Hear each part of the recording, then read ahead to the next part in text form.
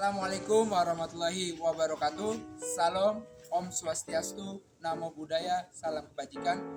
Perkenalkan, kami dari kelompok 2 akan mempresentasikan tentang teori kelompok terpercaya dengan saya Rehan Muhammad Mufri, NPM 04413384. Dengan saya Yoje Bimaju Priada, NPM 0441234111. Dengan saya Hendra Simalango, NPM 0441239395. Dengan saya Hendro Simalango dengan NPM 0441239390. Adapun Franz Richard Sombing sebagai editor dan Ferry Akbar sebagai kameramen. Kami di sini akan menjelaskan tentang teori kelompok terpercaya. Selamat menyaksikan. Sini akan saya sebelum kita mulai, izinkan kami untuk menjelaskan apa itu teori kelompok terpercaya. Teori kelompok terpercaya yang disebut trust group theory adalah konsep psikologi sosial yang menjelaskan bagaimana individu membentuk dan memelihara hubungan kepercayaan dalam kelompok. Namun, adapun asas-asas teorinya. Yang satu, kepercayaan, yang keyakinan bahwa anggota kelompok akan berperilaku positif dan tidak menyalahgunakan kekuasaan. Yang kedua, komunikasi. Komunikasi pertukaran informasi yang efektif dan terbuka. Yang ketiga, kerjasama. Bekerja sama untuk mencapai tujuan bersama. Yang keempat, keterlibatan, yaitu partisipasi aktif dalam kegiatan kelompok. Namun, tujuan video teori kelompok terpercaya ini, satu, pendidikan yang meningkatkan pemahaman tentang konsep kepercayaan dalam kelompok. Yang kedua, mengembangkan kesadaran dan pentingnya komunikasi efektif. Yang ketiga, membangun kemampuan kerjasama tim. Yang keempat, meningkatkan kesadaran akan peran kepercayaan dalam mencapai tujuan bersama. Komunikasi kelompok terpercaya sangat penting dalam membangun kepercayaan dan untuk tujuan bersama.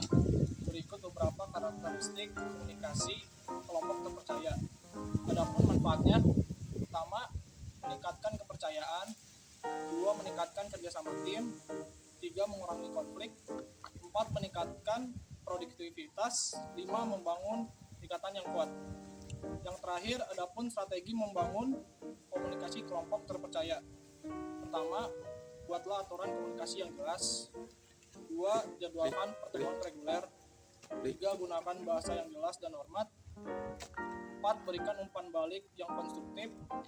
5, lakukan evaluasi dan perbaikan. Kok bisa kayak gini sih? Keren banget. Masih sumpah. Woi, kita lanjutin proyek yang tadi yuk. Gas ini. Coba yang mana?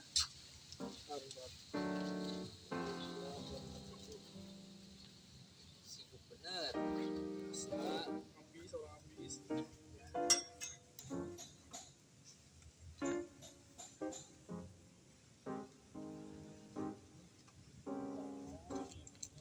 Mah gampang, bisa dijelasin nanti. Lu susun dulu nih kerangkanya. Ya, Deadline-nya kira-kira kapan nih? Boleh lagi sih. kan kita bantu kan nih, kan kita kan lagi juga punya project juga kan. Nah, kita rapat aja dulu. Ya gimana-gimananya nanti baru kita ajuin. Bagus sama keren. Oke, di sini saya akan menjelaskan pengaruh kelompok pada perilaku komunikasi. Yang pertama ada konformitas, merupakan perubahan perilaku atau kepercayaan menuju norma kelompok sebagai akibat tekanan kelompok yang real atau yang dibayangkan dengan kata lain jika ada anggota kelompok yang melakukan sesuatu. Oke, selanjutnya ada pengaruh kelompok pada perilaku komunikasi.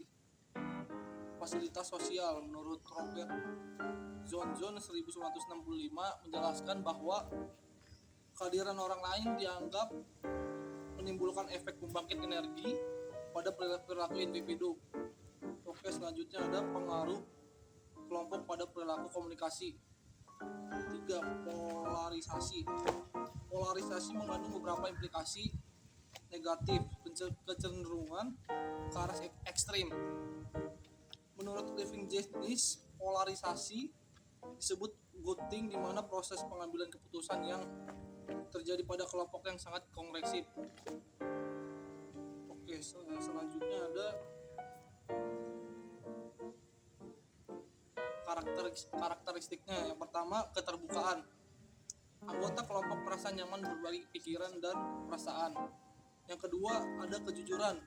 Komunikasi yang transparan dan jujur. Yang ketiga, ada kehormatan. Menghargai pendapat dan perbedaan. Yang keempat, ada tanggung jawab. Anggota kelompok bertanggung jawab atas kata-kata dan tindakan. Yang kelima, ada aktif mendengarkan.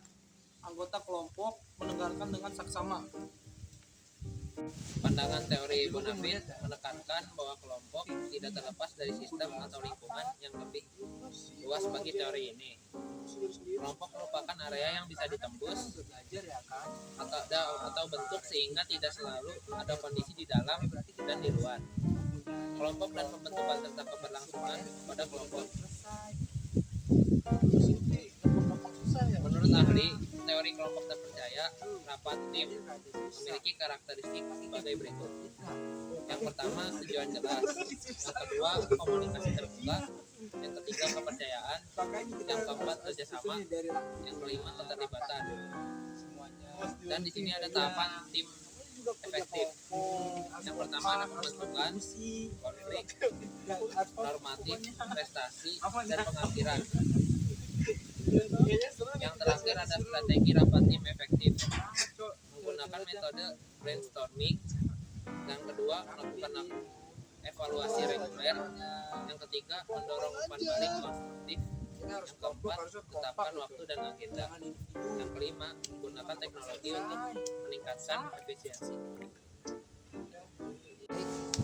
Tadi kami sudah menjelaskan definisinya, karakteristiknya, pandangannya, contohnya.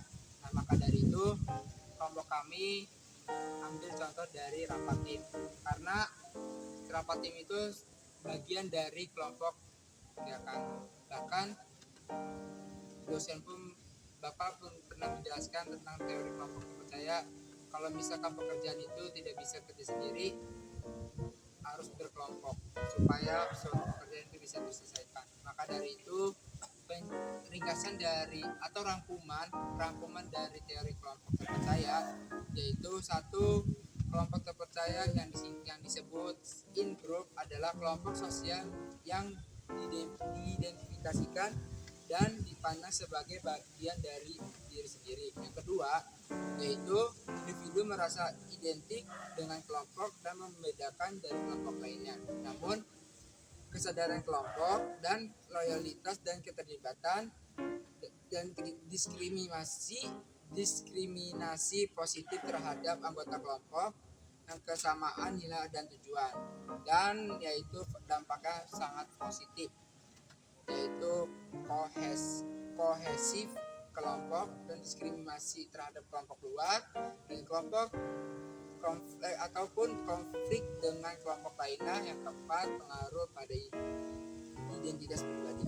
Sekian dari kelompok kami, semoga bermanfaat dan bisa mengambil hikmahnya dari video ini. Assalamualaikum warahmatullahi wabarakatuh. Horas.